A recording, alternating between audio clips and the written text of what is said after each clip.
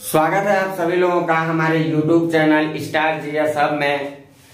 हम अपने इस YouTube चैनल के माध्यम से आज जिस मुद्दे पे बातचीत करने वाले हैं वो मुद्दा एक अलग हिस्ट्री के पार्ट से ताल्लुकात रखता है और वो मुद्दा है मध्यकालीन इतिहास। मैंने एंशिएंट हिस्ट्री को पूरी तरह से कवर कर दिया, आप लोगों को टोटल नॉर्थ इंडिया के भी हिस्ट्री को बताया था।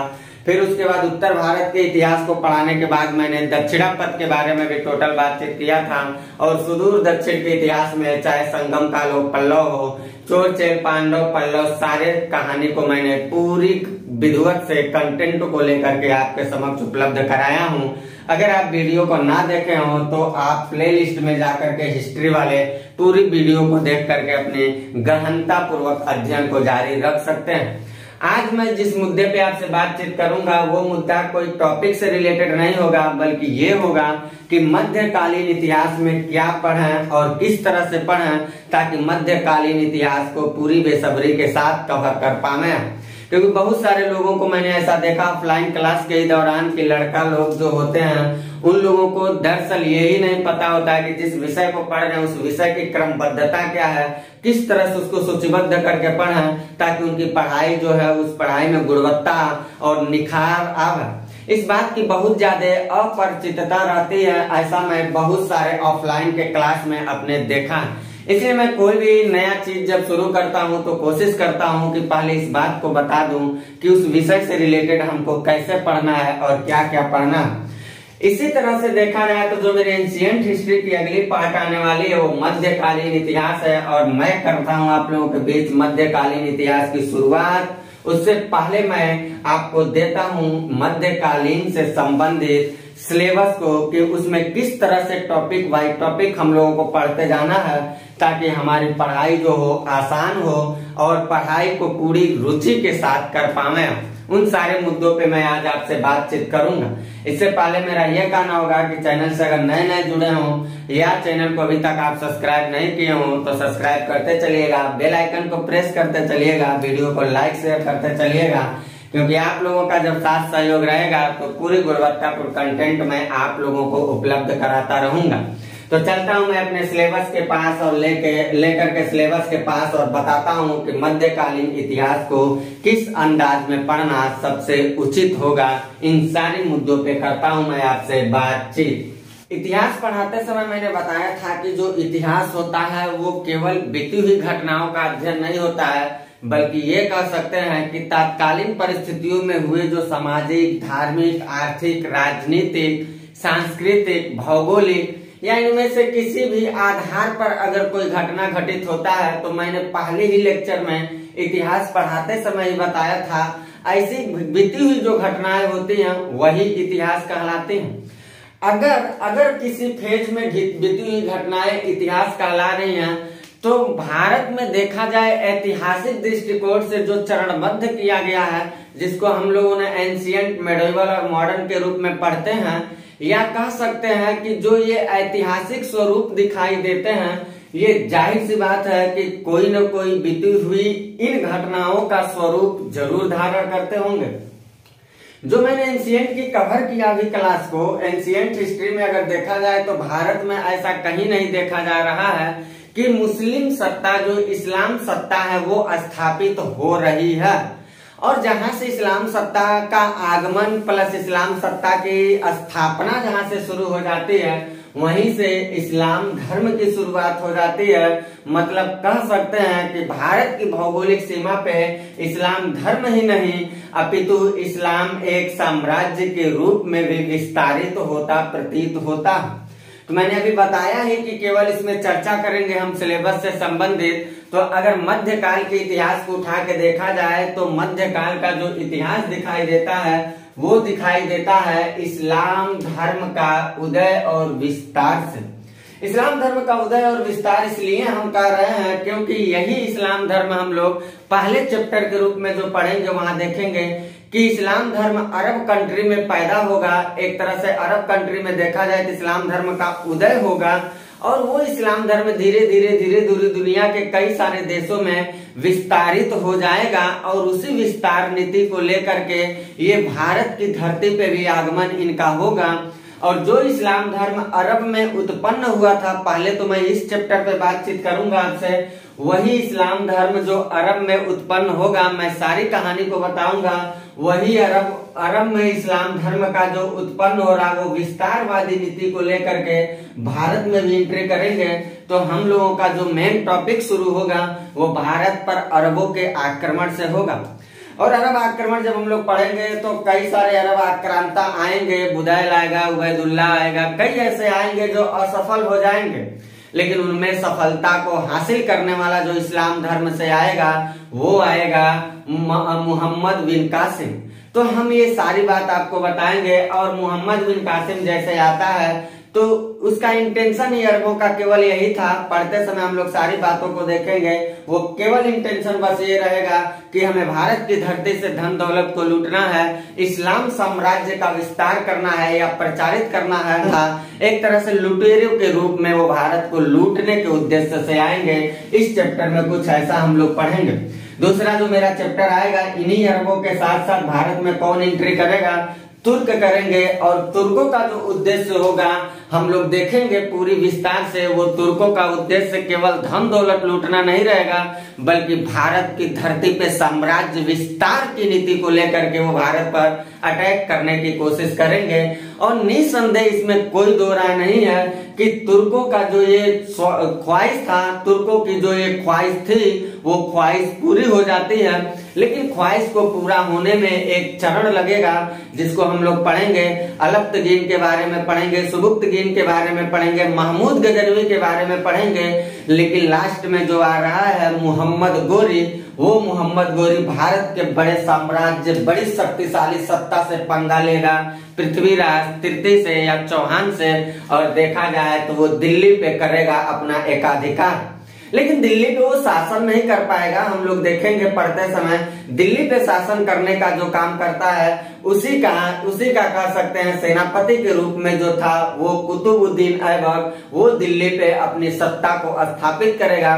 क्योंकि उससे पहले देखा जाए तो ये जो होगा मोहम्मद गोरी जो होगा वो भारत की धरती पे वंश परंपरा को स्थापित करके सत्ता की संचालन करने में असफल रहेगा, ऐसा कुछ वो नहीं करेगा। तो हम लोग तुर्कों का आक्रमण जो पढ़ेंगे, इन तुर्कों के आक्रमण में 4 के बारे में तो हम लोगों को पढ़ना ही रहेगा। अलफ्तगीन, सुबुक्तगीन, महमूद गजनवी और मोहम्मद गोरी। और गोरी के बाद हम लोग देखेंगे कि भारत की दिल्ली की सत्ता पर इस्लाम साम्राज्य का अपना एकाधिकार हो जाएगा। और एकाधिकार होने के बाद पहली वंश परंपरा जो हम लोग दिल्ली में पढ़ेंगे वो गुलाम वंश होगा, जिसको इतिहासकारों के हिसाब से गुलाम वंश कहना बहुत सटीक नहीं माना जाएगा। कुछ इतिहासकार इसको मामलुक वंश से भी रिप्रेजेंट करेंगे। क्या होती है सारी रहस्य की बातें मैं चैप्टर को पढ़ाते समय जब आऊंगा तो वहां सारी बातों पे आपसे बातचीत करूंगा। गुलाम वंश का जैसे डिक्लाइन होगा तो हम लोग देखेंगे, यहाँ खिलजी वंश पढ़ेंगे। और खिलजी वंश का जो डिक्लाइन होगा तो फिर हम लोग तुगलक पढ़ेंगे। तुगलक के डिक्लाइन होने के बाद सैयद पढ़ा जाएगा। और सैयद वंश के डिक्लाइन होने के बाद हम लोग लोधी वंश पे बातचीत करेंगे। जिस समय ये चलेंगे सारे दिल्ली सल्तनत की राजवंशी परंपराएं जब चलेंगे, चाहे गुलाम डायनेस्टी हो, चाहे खिलजी हो, चाहे तुगलक हो, चाहे सैयद हो, चाहे लोधी हो, इसमें जब हम लोग स्पेशल पढ़ाई करेंगे, तुगलक के बारे में जब हम लोग स्पेशल पढ़ाई करेंगे तो तुगलक में हम लोग एक राजा के बारे में पढ़ेंगे जो मोहम्मद बिन तुगलक के नाम से जाना जाता है, या MBT के नाम से शॉर्टकट में भी लोग उसको जानते हैं। इस मोहम्मद बिन तुगलक के शासन काल में तुगलक वंशी जो बादशाह था, उस समय देखा जाए तो भारत के क्षेत्र पे जो दिल्ली सल्तनत की सत्ता को स्थापित करने वाले इस्लाम साम्राज्य था, उसके शासन काल के दौरान भारत में कई छोटे छोटे राजवंशों का नए राज्यों का उदय हो जाएगा। तो इसको पढ़ाने के बाद हम बताऊंगा कि इस तुगलक के समय जो राज्य उदय हो रहे हैं स्वतंत्र प्रांतीय राज्य के रूप में, उसमें हम लोगों को 2 सबसे मुख्य राज्य पढ़ना रहेगा। वो मेरा टॉपिक होगा, एक विजयनगर साम्राज्य होगा और एक होगा बहमनी साम्राज्य।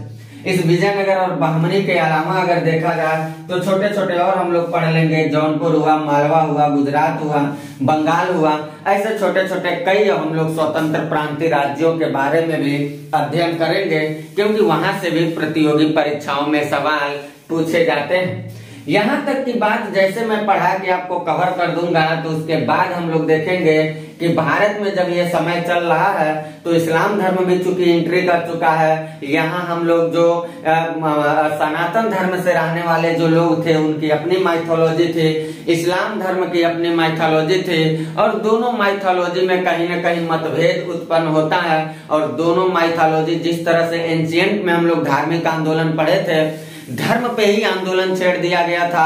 रूढ़िवादी, आडंबरवादी ऐसे कुछ नीति और परंपराओं ने मानव के अंदर ही बंटवारा करने की कोशिश किए थे। धर्म जातियों का उदय हो चुका था।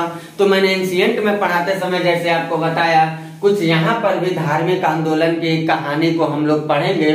और ये जहाँ ये धार्मिक आंदोलन जो हम लोग पढ़ेंगे, इसमें दो तरह की बातें पढ़ेंगे। एक इस्लाम धर्म में छिड़ेगा जो सूफी आंदोलन के नाम से चलेगा, और एक सनातन धर्म से छिड़ेगा जो भक्ति आंदोलन के नाम से जाना जाएगा। इसको पढ़ाते समय मैं आपको बहुत सारे सूफी मतों के बारे में बताऊंगा, कुछ चिश्तिया सिलसिले के बारे में भी हम लोग बातचीत करेंगे। यहाँ सारी मुद्दों पे बातचीत करने के बाद मैं आपको लेके आऊंगा भक्ति आंदोलन पर, जहां मैं सगुण और निर्गुण दो भक्ति आंदोलन की दो शाखाओं पे आपसे बातचीत करूंगा। सगुण और निर्गुण भक्ति धारा में जुड़ने वाले जितने सारे लोग होंगे उन सारे लोगों के बारे में पढ़ेंगे, चाहे रैदास हो, मीराबाई हो, कबीरदास हो, तुलसीदास हो, गुरु नानक हो, ऐसे तमाम सारे लोग आएंगे। ऐसे तमाम सारे लोग आएंगे, उन सारे लोगों की बात हम लोग यहाँ एक नजर डालेंगे, क्योंकि वो भी मध्यकालीन इतिहास की एक भाग है और वहां से भी सवाल अक्सर पूछे जाते हैं।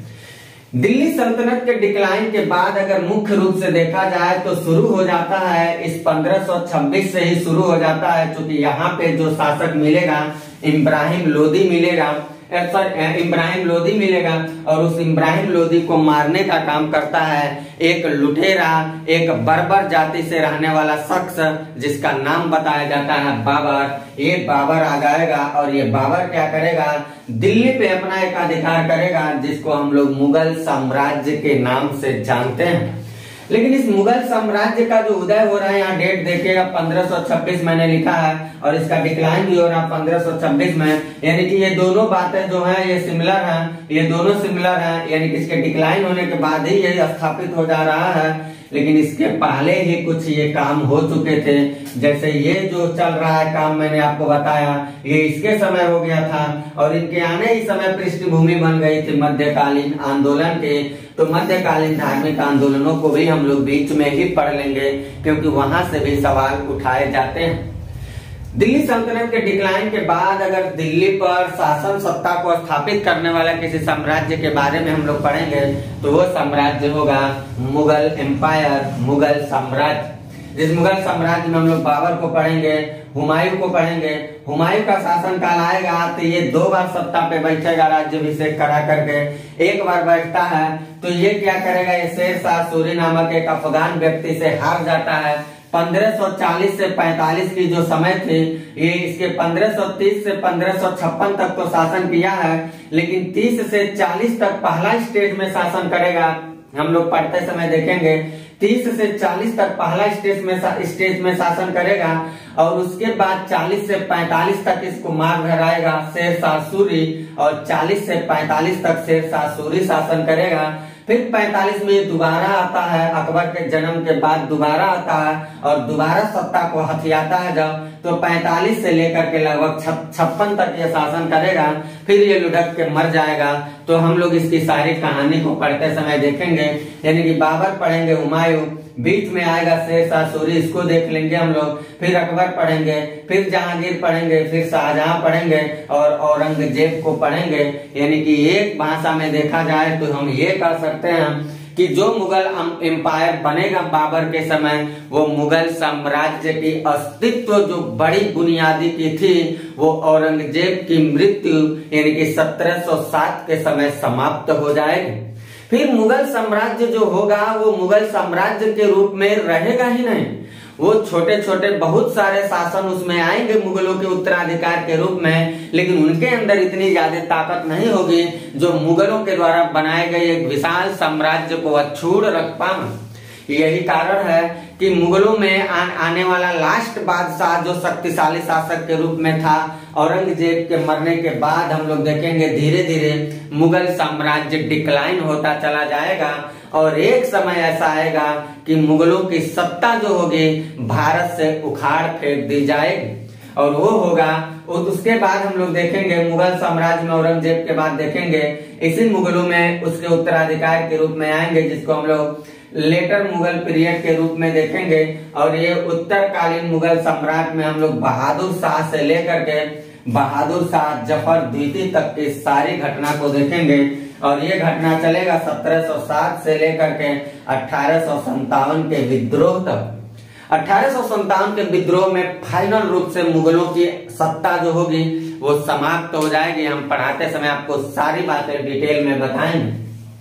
उत्तरकालीन मुगल सम्राट डिस्टर्ब जैसे हो जाता है, यानी कि ये डिक्लाइन हो जाता है कंप्लीट, तो हम एक नए चैप्टर के साथ आएंगे जो मेरा चैप्टर होगा सिख संप्रदाय के रूप में। ये इसलिए पढ़ा जाएगा क्योंकि ये संप्रदाय इसी समय पनपेगा जब धार्मिक आंदोलन शुरू हो जाएगा। तो यहाँ गुरु नानक आ जाएंगे और इस गुरु नानक से लेकर के अगर देखा जाए तो हम लोग गुरु गोविंद तक के टोटल 10 गुरुओं के बारे में हम लोग पढ़ाई करेंगे। बीच में यहाँ भी हम लोग कई राजा के बारे में पढ़ेंगे। सब कोई लंपट मूर्ख आएगा, कोई ऐसे करके तमाम तरह की उपाधि को लेकर के वो सब आएंगे। इन सारे राजाओं के बारे में हम लोग पढ़ते हुए चलेंगे। कोई रंगीला बादशाह आएगा, कोई लंपट मूर्ख आएगा, सब ऐसे ऐसे करके इसमें बादशाह मिलेंगे हम लोगों को। सिख संप्रदाय में गुरु नानक से गुरु गोविंद तक की सारी कहानी मैं आपको पढ़ाऊंगा जो मेरा 9वें चैप्टर के रूप में आने वाला होगा। इसके बाद अगर देखा जाए तो सिख संप्रदाय पढ़ने के बाद हम लोग अगर मध्यकालीन पे प्रकाश डालेंगे तो भारत में एक दक्षिण के क्षेत्र में विस्तारित करने वाली एक शक्तिशाली सत्ता को हम लोग पढ़ेंगे, जो शक्तिशाली सत्ता इन मुगलों से पंगा लेती रहती है। और वो शक्तिशाली सत्ता जो होगा, क्योंकि उसी समय मराठों का उत्कर्ष था, तो हम लोग पढ़ेंगे मराठों का उत्कर्ष।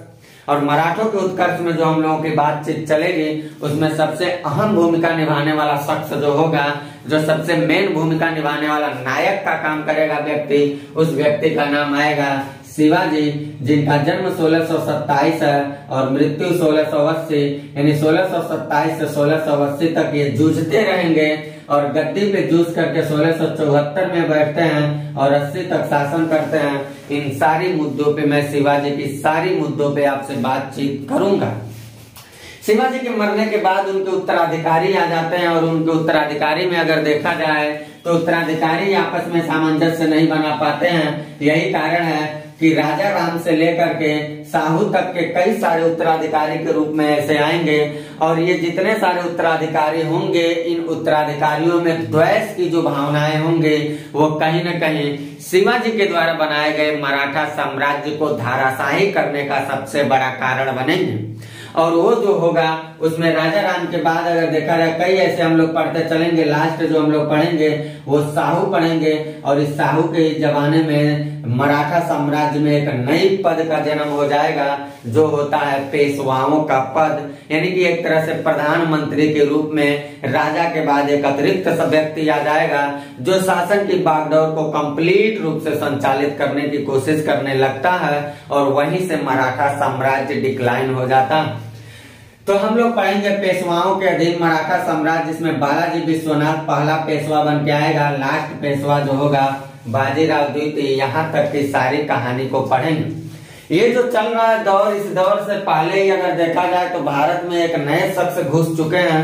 वो शख्स घुसेंगे, भारत में यूरोपीय कंपनियां चली आती हैं और यूरोपियों का जो आगमन होगा, पुर्तगाली हो, डच हो, फ्रांसीसी हो, डेनिश हो, अंग्रेज हो, ऐसे करके तमाम सारे यूरोपीय लोगों का आगमन हो जाएगा, लेकिन उन सारे लोगों का जो आगमन होता है उसमें सबसे बड़ी सत्ता के रूप में जो भारत पे एकाधिकार करके उपनिवेशवादी नीति को संचालित करती है वो ब्रिटिश एम्पायर होती है, यानी कि अंग्रेज होते हैं। तो वहां से हम लोग सारी कहानी अपना शुरू कर देंगे मॉडर्न इंडिया का।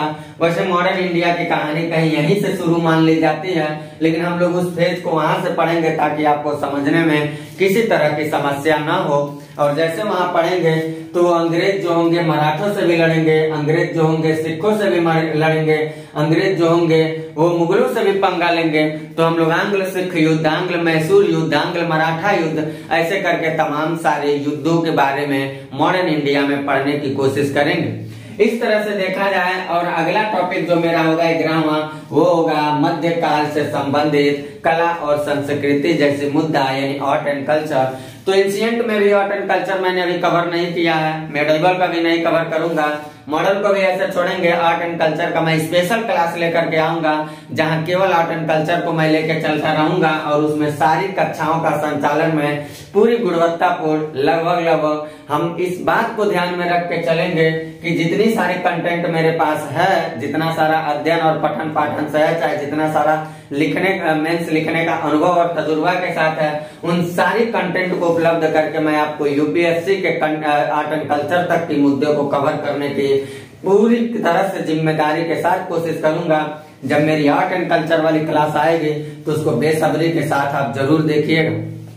इसके बाद अगर देखा जाए आर्ट एंड कल्चर के बाद जो मेरा अगला टॉपिक आएगा, ये इसलिए मैं महत्वपूर्ण तथ्य डाल दिया हूँ, इम्पोर्टेंट फैक्ट, क्योंकि बहुत सारी चीजें होती हैं जो वन लाइनर शासन साम्राज्य पढ़ाते समय कुछ चीजें भूल जाएंगे, दिमाग पे न आए, या वो कंटेंट वहां बताने के लायक न हो, या उसकी बहुत ज्यादा गुणवत्ता हो जिसको इम्पोर्टेंट बिंदु बनाकर हम रखना चाहते हो।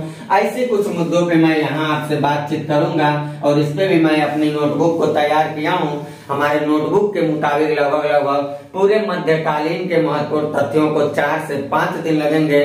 मैं समरी करते हुए आपको सारे महत्वपूर्ण बिंदुओं पे आपसे बातचीत करूंगा।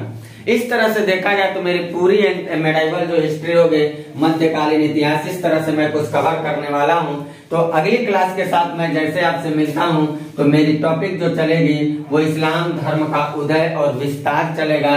फिर एक एक टॉपिक ऐसे करके हम लोग लाइन बाय लाइन पढ़ते हुए चलेंगे और इसके कवर हो जाने के बाद मैं शुरू कर दूंगा मॉडर्न हिस्ट्री।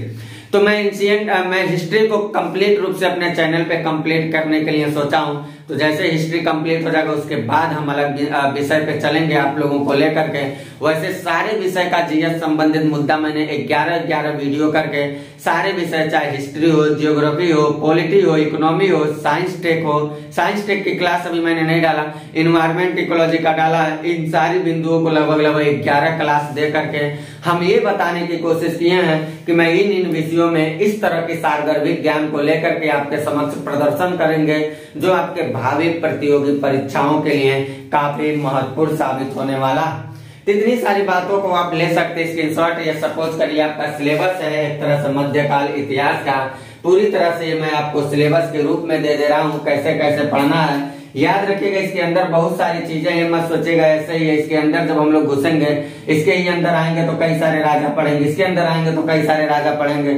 ऐसे हम पूरी गुणवत्तापूर्ण क्लास को लेकर चलेंगे। और आप लोगों से मेरा ये कहना होगा, अनुरोध होगा कि आप लोग अगर चैनल से नए नए जुड़े हैं या चैनल को अभी तक सब्सक्राइब नहीं किए तो सब्सक्राइब करते चलिएगा, बेल आइकन को प्रेस जरूर करिएगा, वीडियो को लाइक शेयर करना तो एकदम मत भूलिएगा, क्योंकि आप लोगों का जब साथ सहयोग रहेगा तो मैं अपनी बढ़ती हुई मनोबल को लेकर के आपके प्रतियोगी परीक्षाओं को ध्यान में रखते हुए पूरी गुणवत्तापूर्ण कंटेंट को उपलब्ध कराता रहूंगा जो आपके भावी प्रतियोगी परीक्षा के लिए काफी लाभदायक साबित होगा। इस तरह से देखा जाए मैं अपनी अगली क्लास के साथ जब मैं मिलता तो इस्लाम धर्म का उदय और विस्तार टॉपिक के साथ मिलता हूँ। तब तक के लिए लेता इजाजत, बाय, बेस्ट ऑफ लक।